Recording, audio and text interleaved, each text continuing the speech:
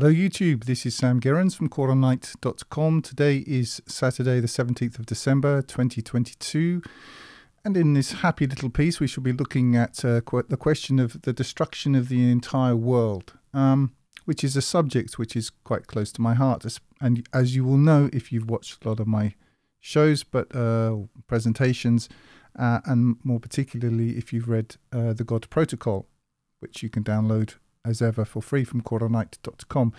Now, today we're going to look at a part of Surah 71, and what I'm really presenting here, and possibly some of another surah, are parallels. I'm not claiming this to be, sort of revelation. I'm just saying that these are interesting parallels, something to bear in mind. In the Quranic tradition, this isn't American Christianity. You don't have to hear the Lord to tell you which brand of toothpaste to buy or anything like that. Muhammad is the last of the prophets. Prophecy is complete. We have that. Anyone claiming anything like this is delusional, as we read in the Qur'an. So what I am claiming is that these are some interesting parallels, that's all, and so take it in that vein, but they are interesting parallels. If you don't know me or my work, my approach to the Quran is that I don't assume the conclusions of what I call brand Islam and then proceed on that basis.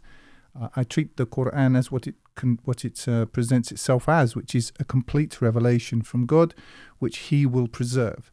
So if that be true, well then other things follow from that. If it's not true, well then other things follow from that. But from my analysis, it is true, whether I like it or not, and there are things about it which, frankly, I don't like, but then there are things about all sorts of things I don't like.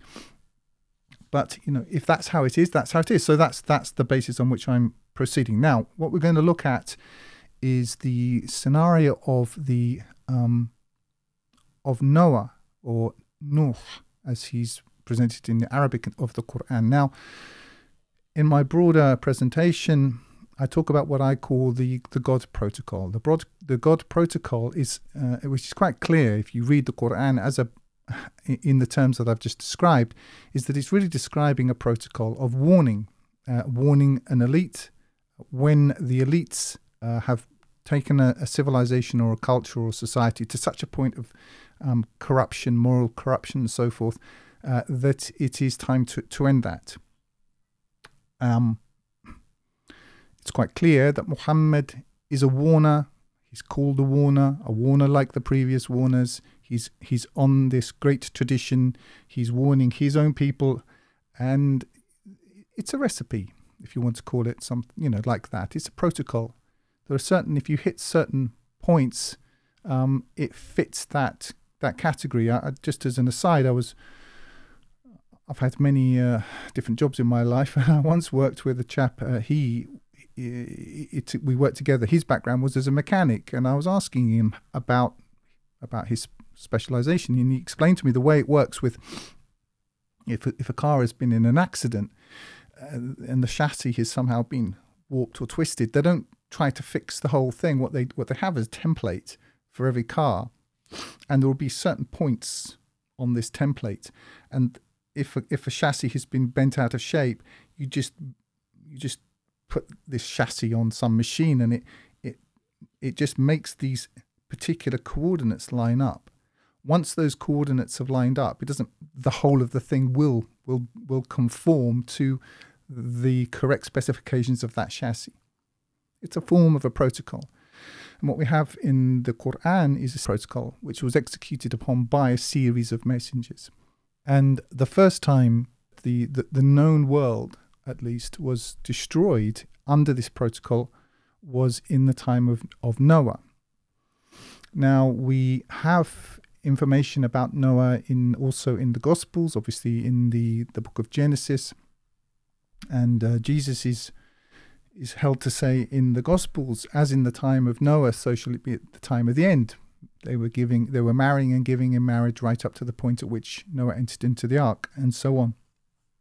In the Quran, we have different information about Noah. It's quite clear that his wife betrayed him. If you read carefully across the whole of the text, it's quite clear that his son was the result of an illegal liaison with Noah's wife. If you just read carefully, it's quite clear that that's the case. So that's sort of as a background. What I want to talk about here are the parallels. And again, I'm stressing this point. These are parallels. So, please, I mean, at least consider what I'm saying before you jump on top of me on this one. But if we go to, let's just turn this over. If we go to verse 23 of Surah 71. Now, the scenario is that Noah has warned his people. He has appealed to them in the daytime, in the nighttime. He's tried to reason with them. He's tried to cajole them. All of these things over a long period of time. Obviously, he didn't have the internet, so far as we know, and so this would have been on a one-to-one basis. And there comes a point at which his warnings are ignored, and there is an interlude in the narrative which I find very interesting, and I'm going to get into why. So, if we look at verses, if I'll just back up a bit. 21. Noah said, "My Lord, they have opposed me and followed him whose wealth and children increase him not, save in loss. And they have schemed a mighty scheme." And they said, so this is obviously, these are the people whom he is in conflict with. So these are the people who control that society, right? And they said, "You are not to leave your gods, and you are not to leave Wad, or Suwa, or Yaruth, and Ya'uq, and Nasr." So this is what we're going to look at. These were the gods of that time. And in my investigation, some of these words, two of these words at least, have actual meanings. I mean, they exist today, or very close to. But I did a research on the roots. If you know anything about how Arabic works, it works on roots. So it's very easy, if you know or can work out what the root of a particular word is, to work out what it means, or at least the general area of its meaning. So we're going to go through these one at a time, and I'm just going to draw some parallels between the gods at that time, or at least the names of those gods. We have to assume that their name had some bearing on their nature. So the first one is Wad, and Wad, that root means love in Arabic. And I was thinking about this, that if you think about how things are today, an interesting parallel is the weaponization of compassion.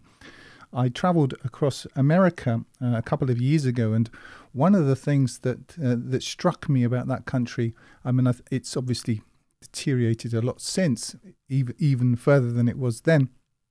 But it was interesting to me how compassion had been weaponized. It's they've sort of taken this deedy, I suppose virtue signaling has grown out of this, where everybody, I'll give you an example. You couldn't just go for a bike ride. Everything was some sort of demonstration of aligning oneself with the environment, or not every bench, but in parks, every second bench would be dedicated to the memory of some, Black, Lives Matter person, and it was everywhere and in everything. So this sort of politicization of and weaponization of a normal natural instinct, which is a compassion or love, but that it had been turned into a god, and that god was everywhere. One of the other things that struck me about America was how weaponized it had been in terms of. And when you talk about America, what you're really talking about is where the West is going, is the promotion of of sodomite agenda across the entire country. And that if you look at that whole thing is, love, as though buggery and the right to do so is somehow associated with love. And if you make that association, then it becomes beyond criticism. And it was everywhere. And it struck me quite interestingly that, because I started off my journey in San Francisco, and I worked across the United States, and not in a straight line either. I sort of serpentined my way across the United States to New York, eventually stopping off at various cities. And even in the West, which you would think would be more somehow, well, obviously not California, because that's just a big mental institution. But I mean, if you're going into places like, well, I suppose even Utah, and then going down even in places like, for example, Phoenix, where everything's very modern. I mean, I seem to be the oldest thing in the entire city of Phoenix. The ideology was this kind of perversion of love everywhere.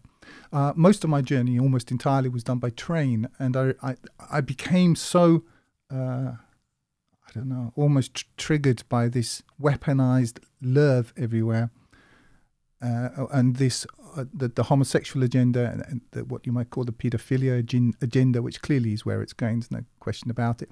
Oh yes, and I was in New Orleans, and I just happened to be there on a day when, and I think the reason why I'm mentioning this, because somebody left a really good comment about my America journey, so I'm sort of rehashing some of it. When it was New Orleans, I just happened to be there on a gay pride day, and what was interesting to me was how the people who would normally, 20, 30, 40 years ago just have gone and vomited in the corner and said, no way we're having this in our city, walking around with these beatific sort of expressions, looking into the middle distance, sort of smiling just enough to not be attacked, but not so much just to show enthusiasm. And this weaponization of compassion is something which really I could see was being used to destroy this country. It got to such a point that I was sort of ready for it everywhere. Now my sight is I'm 55. Yeah, I'm 55. My vision is not what it was, and I can't remember which state it was, Colorado or somewhere. Trundling along on the train, and I looked out of the window, and there's this big sign with "We love," like a heart, and then trans. And I was thinking, oh no, you can't even go on a train journey. We love trans. It's just everywhere. And then I had a closer look at it, and it actually said "We love trains." So that's more for me. But anyway, I think there is a level of correlation between this God, and it is a God. You see, God's what you worship. And in our society, I'm saying our society, the Western society, and I include in this, obviously now it's de rigueur for some people, not everybody, but for quite a lot of people, to be sort of pro-Russia. And Russia, obviously I live in Russia, I speak Russian, I'm married to a Russian. The idea being that Russia is somehow against this. It is to an extent, but it's still on board with all the main stuff. It's just a little bit behind, and so it seems more, less insane. And it is less insane, but it's not sane. It's not sane in any meaningful sense. Anyway, let's move on to the next one. The next one is suwar. Now, the root of this word, this God, relates to time.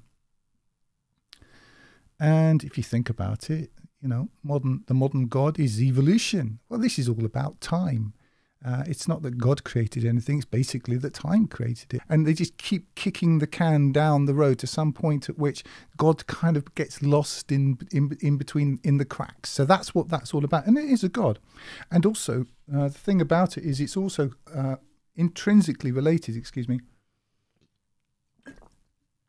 to the God of progress, which is the idea that over a long enough period, man makes this sort of progress, which is really an idea that has its genesis in the so-called Enlightenment. It's intrinsic to the ideas of technique. If you read, as I often mention, Jacques Ellul's seminal books, and you should read them, The Technological Society and Propaganda, those two books. If you read nothing else over the next 2 years, read those two books, because they'll kind of explain a lot. And that progress is really a function of time. Obviously, we have a very materialistic idea of progress, and it doesn't address, as any even semi-intelligent medieval man would have been able to tell you, doesn't address any of the actual intrinsic problems, none whatsoever. It's a god. It's an idol. Okay, let's go on to the next one. Ḥurūf. Now, the root of this relates to things such as aid and succor and help, assistance. And I was thinking about this, and in this society, we have this god of fake help and fake compassion, international aid, or whether it's on the internal basis of the cult of the activist. And again, this is a type of a god. So I thought that this was interesting. The next one, Ya'uq, which is related to the notions of restraint. I was thinking about that as well, and I was thinking, well, if you think about it, for all of the articulation about freedom and freedom of choice and diversity, they like that word, don't they? There isn't any. What there is one agenda, and you're either going to get with it, or you're going to be either put out of a job, frozen out of your profession, whatever it is, put in prison now. So there's one agenda, and all idea of genuine choice is purely illusory. So you are restrained. I mean, if you just think back over the last 50 years, how insane it is now. Now, if you're under 25, you probably won't understand this or relate to it or see that anything's weird about this. But take it from me, this is entirely insane. The society you're living in has lost it. It's a mental hospital, but a very, very dangerous one. Peopled mainly by very stupid people and managed by midwits, and they're taking you to hell. I mean, that's it in a nutshell. I mean, how many people would have chosen 50 years ago? And when I say the West, I really mean everywhere, because pretty much this is one agenda everywhere, but the West is just at the sort of the vanguard of this, would have chosen the imposition of distorted morality and unnaturalness, which has been forced upon it over the last 50 years. Nobody would have, well, pretty much nobody would have voted for this or wanted it. Yeah, and the last one is Nasr, which means eagle, which an eagle is associated, I mean, interestingly, the eagle is the symbol of America, is it not? And America is clearly this is nothing to do with the American people. I mean, most of the American people are ignorant or stupid, and those who are not are against this. So it's nothing really to do with the American people per se, but America as a corporation, which is really the vanguard of pushing through this agenda of insanity and evil. So this is the last of these gods, is the eagle. Now, the eagle is really associated with two things, which is speed and hunting. And so we have both physical and emotional time being speeded up by technique, efficiency, and the worship thereof. This is what technique is. It is making things faster, making things more efficient. And I refer you to the Technological Society by Jacques Ellul for more on that. And hunting, if you think about it, we have the efficiencies in both food production and so on, and military production. So I just thought that those were interesting parallels. Now, if we get back to the surah,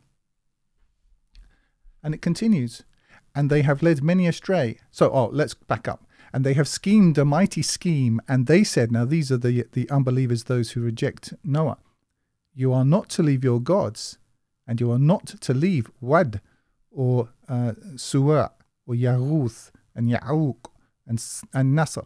And if you want, more on that, you can look at the notes. These all open up and so on. This is from reader.qur'anite.com, which is my translation with all of the notes made easy so you can get to it. And I'll link to it down below. And they have led many astray. And now this is Noah appealing to God. And increase thou not the wrongdoers save in error. Because of their offences they were drowned. How about that? Actual responsibility. I know this is this concept completely missing now from our society because of the weaponization of compassion. But according to the Qur'an, each man is responsible for himself. This is almost anathema today. You get attacked for it in the West, where if you actually suggest that anybody's responsible for anything, I mean, obviously, being a white man, we're held to be responsible for everything. So anything bad that's happened to anybody is our fault. But this isn't the case according to the Qur'an. It's not just not in there. Each man, each woman is responsible for their own soul, and that includes you, and it includes all the people who've got this, the World Economic Forum society going. George Soros, doesn't matter who they are, they're all accountable. Excuse me. But if we go back, because of their offences, they were drowned and made to enter a fire, and they found for them besides God no helpers. So this is the actual reality of the situation. Let's continue. And Noah said, now I thought this was very interesting. My Lord, leave thou not upon the earth among the false claimers of guidance, or among the unbelievers, or among the rejectors, the deniers, an inhabitant. If thou leave them, they will lead thy servants astray, and beget not save licentious ingrates. And for quite a long time I had a problem with this. I thought, how can it be anybody else's fault? If each man is responsible ultimately for himself, how can you beget ungrateful ingrates and so on, licentious ingrates? But what I've come to understand is that the time of Noah was also a time of genetic destruction, which should ring some bells. I mean, if you consider what they've been rolling out over the last 3, 4, 5 years, and way beyond this whole agenda goes back 100 years. People kind of go on as though, they've just started doing these really nasty things to us. No. What do you think, the whole 100 years past, even going back beyond that, was about? It's all one agenda. It just, people get to a pain point where those who quote unquote wake up, they get to a pain point where they personally don't like it anymore. But it doesn't mean it hasn't been going on before then. Sure, it's been going on before then. But of some of the more recent rollouts, what do you think they're doing to you in the food and in the injections and so on? They are destroying your DNA. And so there's a point now where people will beget only licentious ingrates. What I'm talking about here is parallels. My Lord, forgive thou me and my parents and him who enters my house as a believer, and the believing men and the believing women, and increase thou not the wrongdoers save in ruin, i.e. destroy them all. Now, this is never going to be a popular sell, is it? You can see why it isn't. I don't know about what goes on in Brand Islam because I don't look at it, I don't watch it. But comment down below if there is anybody out there talking about this. But in my view, this is where we are. And obviously, total annihilation isn't ever going to be, as I say, a popular sell. It isn't. And if you don't like it, well, I don't like it either. So it's not like, this isn't Schadenfreude. I'm not sitting here gloating. It's nothing to do with that. I possess all the natural, normal self-preservation instincts as everyone else does. But if you look at where we are from a Quranic point of view, you have to admit we deserve it. And this is nowhere in any of the narrative that I see. What I see is more people need to wake up. More people who went along with all the rest of the agenda and are fat and happy, or were fat and happy, and now getting thinner and less happy, but still basically holding to the same idols. Why would that work? The idea that democracy, what you need, the problem with democracy is you just need more of it. Well, that's not a Quranic idea. None of it is. It seems, from what I can see, that they don't care what you believe in as long as you carry on believing in this democratic idea, which is the idea that people somehow in the aggregate are going to come to a better decision or a right decision. And yet we know that they're stupid and consume only foolishness all day long if left to their own devices. And yet you're not allowed to see any sort of contradiction in that. And if you do, you're just a nasty person, so we call you names. Which is something I know something about. But all you're doing is pointing out that there is a difference here. This is, if you add oil to water, they do not mix. And so when you get to the point of reality, what happens is you just get called bad names. The idea is that human beings are all good and wonderful, and that if you have enough of them, and they'll all end up making some kind of right decision. Well, that's not what I see. And it's certainly not the Quranic position. The Quranic position is that most people are, if you follow most people, you will go astray. That's the first point. The second point is that according to the Quran, if you don't like it, don't, take it up with the author, but is that societies are ruled. They have ruling elites, and that people follow them. That's the scenario. That's precisely how it works. And you don't have to go very far to see this in played out today by so-called civilized man. We had the whole COVID narrative and drama. We literally saw people wearing nappies on their faces all day long, thinking that they were going to save them from a virus or whatever it was. Let's say it's all real. Let's say it really was all real. But wearing a face nappy wasn't going to make any difference to that. It's really about training and all of and what was interesting, having also knowing something about the Soviet Union, how that worked, was seeing how people started snitching on each other and all of that, and then right on the heels of that, we have what's going on in Ukraine, where now everyone in the West, not everyone in the West, but most people in the West, after singing the hymns of equality and what they call it, not compassion, but where you're supposed to see everything from everybody else's point of view. Equality, I can't remember what they call it now. I can't keep up with it.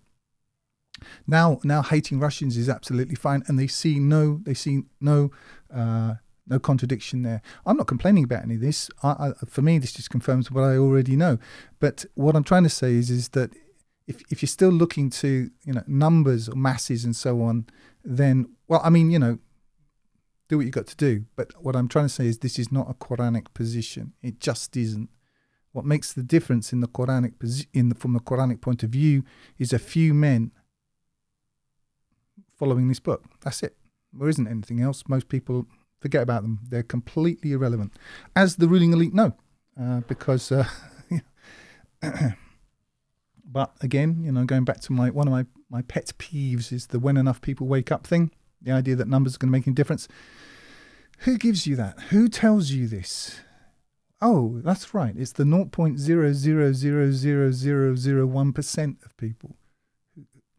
They don't care what you believe as long as you don't actually face reality. Anyway, there you are. Here ends the lesson. I thought these were some interesting parallels. Please take them for what they are, which is parallels. I'm going to post this and leave it there. So that's all for now. If you're listening on YouTube, you can download my full translation of the Qur'an free and other books from Quranite.com using the button in the top right hand corner, or buy hard copies there at 10% less than on Amazon. I do not monetize this channel, and I make all my work available free, but you can use the link in the drop down below to donate if you would like to help me keep doing this. And remember, this life is short, eternity is long. If you want good trees, plant good seeds.